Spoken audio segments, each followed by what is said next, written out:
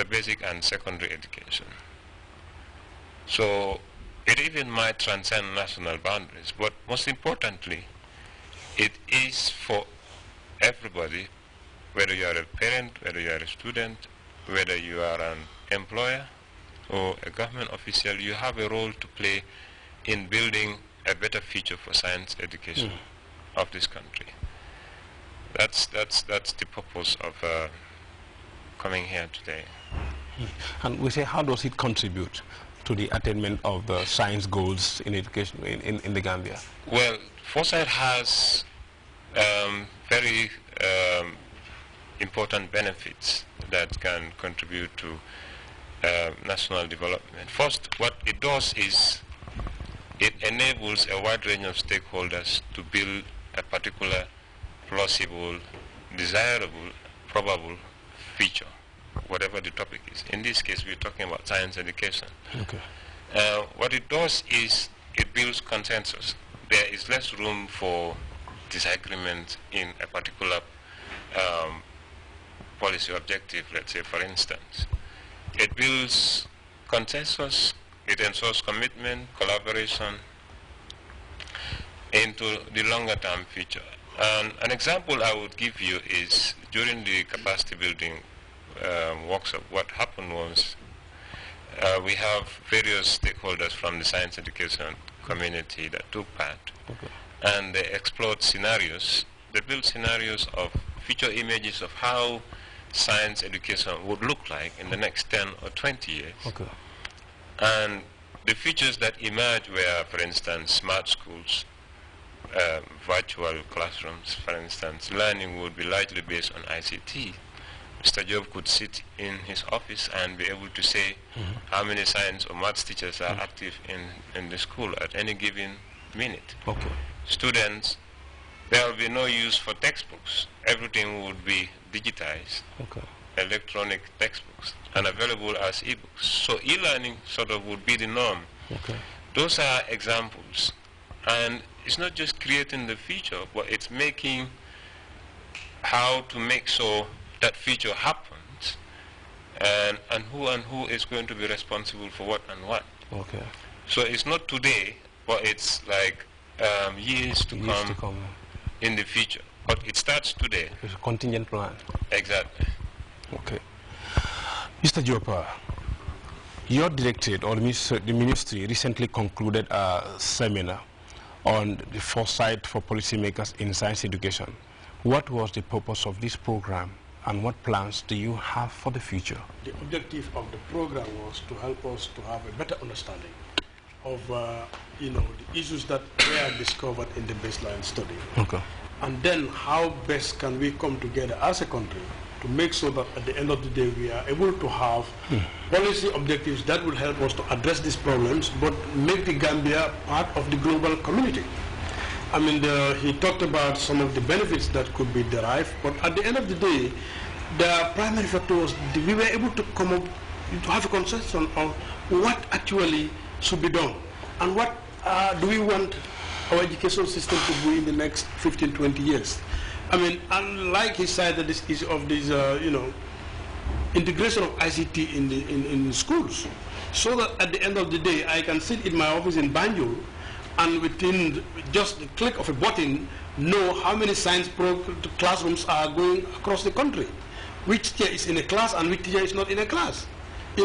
What are the students in Diabugu doing as far as science education is concerned at that particular point in time? I mean, how can children access information through e-learning, so that textbooks would be digitalized and everybody have access to it? Those are some of the issues that at the end of the program we were able to say, okay, in the next 15, 20 years, we want the education system in the country to be like this, in terms of resources, in terms of supply, in terms of numbers, as far as the teachers, and the students are concerned.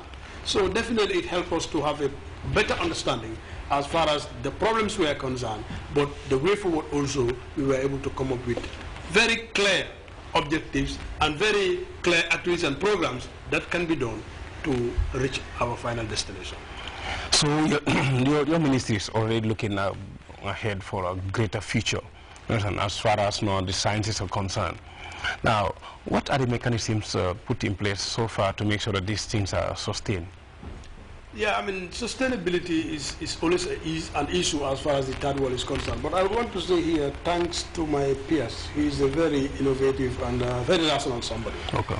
That at the Ministry of Basic and Secondary Education, any program that is donor funded, by the time the donors are phasing out, is inbuilt into our national budget.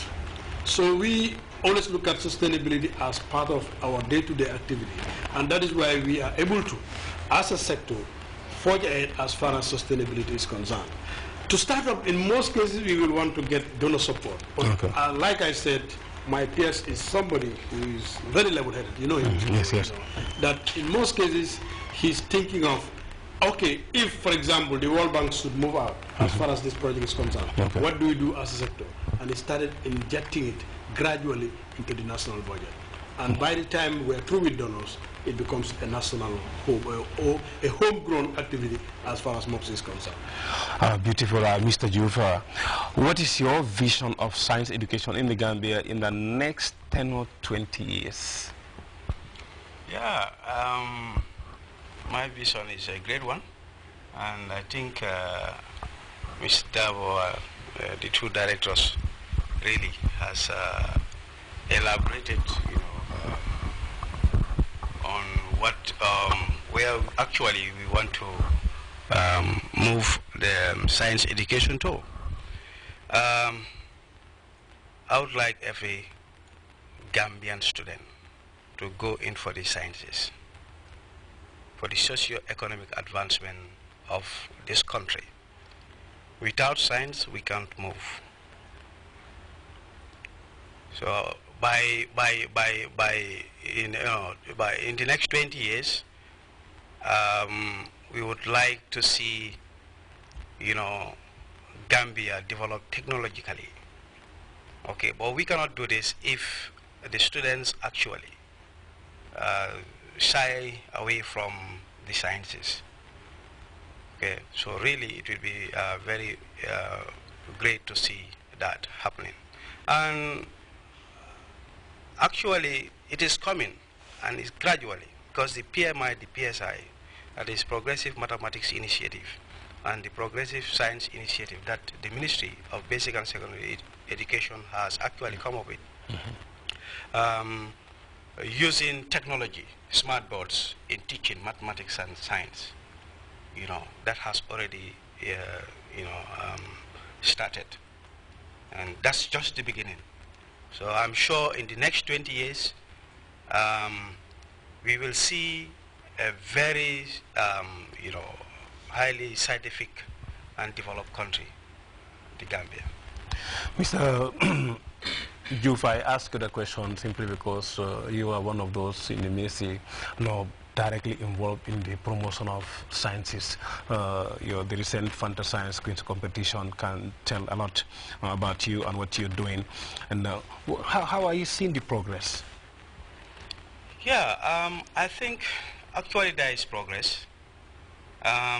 Initially, schools offering sciences, they used to have one class of science. But today, they have at least 2 science classes, which means the enrollment is increasing. Precisely. As far as the sciences is concerned. And this is actually what we are all actually looking forward to. We want to see many more students coming up and specialize in the field of science. And are students developing more love for the sciences? Absolutely, absolutely. The students are developing, because in fact that is the reason why there is that increase in number. Precisely. Precisely, yeah. Because actually, if there was no love for the science area, they wouldn't have. Okay. Some of the schools wouldn't have. And there are other new schools, like I think Mindao, they have started sciences this year, which is great. So schools are coming up, and I definitely would love by the next 20 years for all the schools in the Gambia, senior secondary schools, to offer sciences. So meaning that phobia is gradually fading away? Yeah, the phobia is actually fading away now. Makhtar, from the recently concluded workshop on foresight, scenarios on the future of the science education has been examined based on these exercises. What plausible futures of science education emerge during the